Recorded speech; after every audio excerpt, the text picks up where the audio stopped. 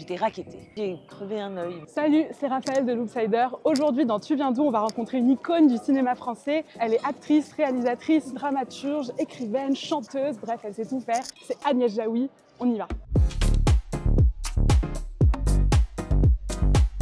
Bon, ça y est, je suis arrivée au point de rendez-vous. Je ne sais pas si vous reconnaissez où je suis. J'attends Agnès Jaoui, je crois qu'elle arrive et elle va pouvoir nous dire d'où elle vient. Salut, excuse-moi, tu viens d'où? D'ici, de Sarcelles. Est-ce que tu peux me dire où on est exactement ici? On est place André Gide. Quand j'étais petite, je croyais que c'était un mathématicien, je ne sais pas pourquoi. Enfin, je suis sûre que j'habitais là. Je pense au deuxième ou au troisième, Tu as habité ici pendant combien de temps à peu près? jusqu'à mes 7 ans. Est-ce que tu peux me parler un petit peu de tes parents, qui ils sont, qu'est-ce qu'ils faisaient, d'où ils viennent? Alors mes parents venaient d'Israël, enfin de Tunisie. Et ils sont passés par le kibbutz Hatzor.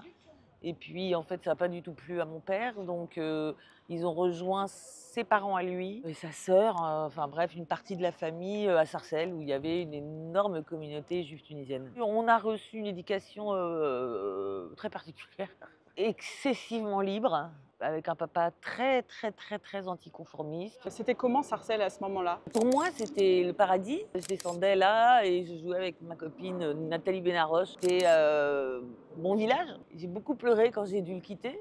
Et j'étais très surprise en lisant dans Encore heureux qu'on va vers l'été, qui parlait d'une banlieue sordide et dangereuse, et c'était Sarcelles.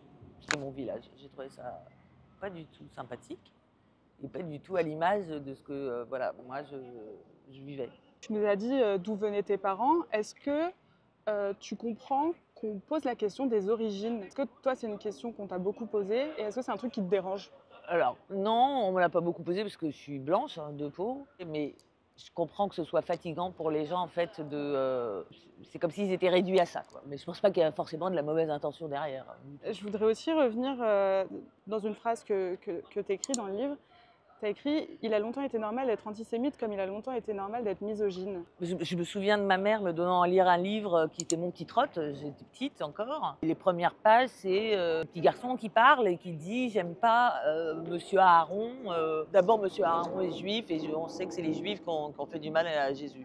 Donc je dis à ma mère « Mais maman, c'est quoi ce livre pourri que tu m'as donné ?» Et elle me dit « Ah, que c'était normal ». Et d'ailleurs, dans les kiosques, quand on était petit, il y avait un journal, le sous-titre, c'était le journal le plus antisémite de France. C'était ça, sa grande publicité. Dans toute la littérature, la figure du juif est moche.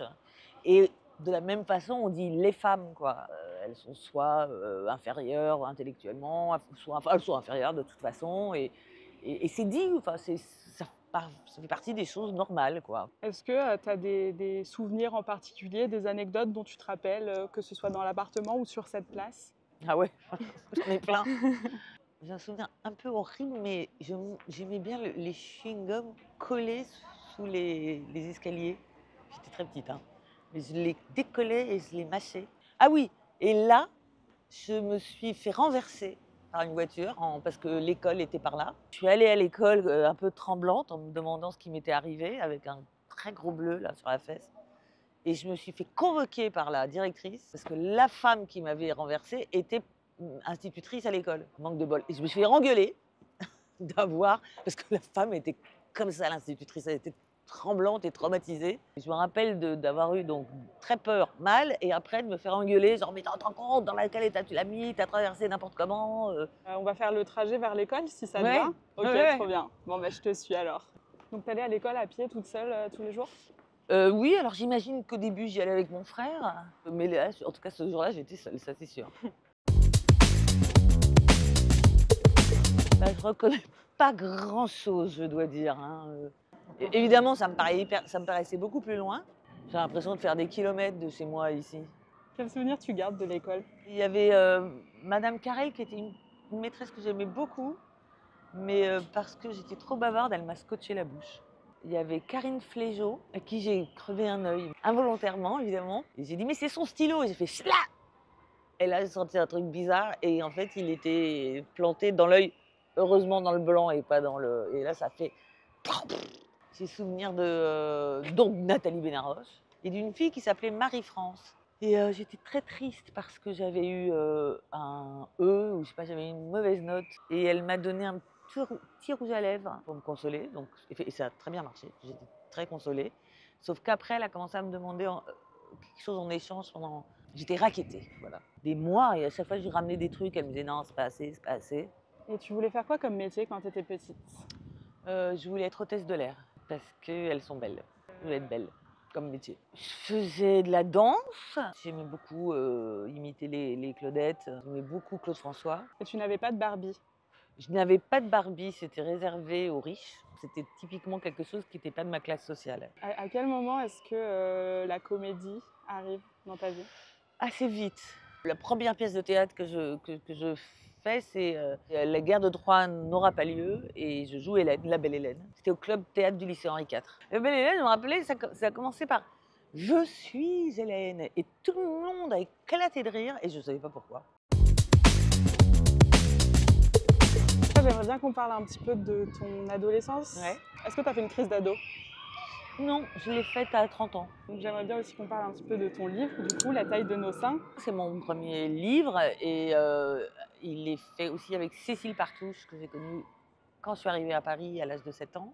Il y avait cette histoire qui est le dernier chapitre, La taille de nos seins, sur le fait que c'est aussi la dernière classe avant le collège, où nos corps, à Cécile et à moi, sont transformés au même moment, où nos seins ont poussé alors que les autres filles, c'était pas encore le cas, et voilà, tout ce que ça change dans la vie d'une petite fille qui devient femme malgré elle, tout ce que ça change dans le regard évidemment des hommes sur elle. Oui, parce que dans le livre, tu le dis, je n'ai jamais été autant harcelée, etc., que entre mes 10 et 13 ans. C'est aussi ça que tu voulais... Oui, c'est vrai que cette période où mes seins ont poussé, mais en même temps le cerveau suit pas, quoi. Enfin, en tout cas, le mien n'avait pas du tout l'âge de ce que je provoquais chez les hommes. Qu'on le veuille ou non, c'est comme si on était sexualisé ou c'est comme si on avait une jupe rouge dans une arène avec des taureaux, quoi. C'est-à-dire que tout d'un coup, on est visibilisé, puisque après on est plutôt invisibilisé. Moi, c'est mon expérience que les hommes ont été de tout milieu, de tous âges et de partout, quoi. Enfin, c'est vraiment assez stupéfiant. Aujourd'hui, tu vis à Paris, du coup. Ouais.